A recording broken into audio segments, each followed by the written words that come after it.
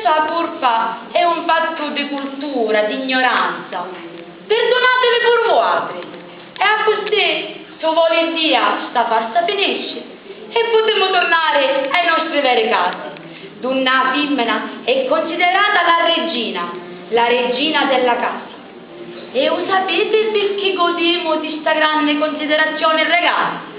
Perché sappiamo cuocere, lavare, stirare, ma soprattutto, oltre ad amare i nostri figli, riusciamo a sopportare i nostri cari mariti, sempre che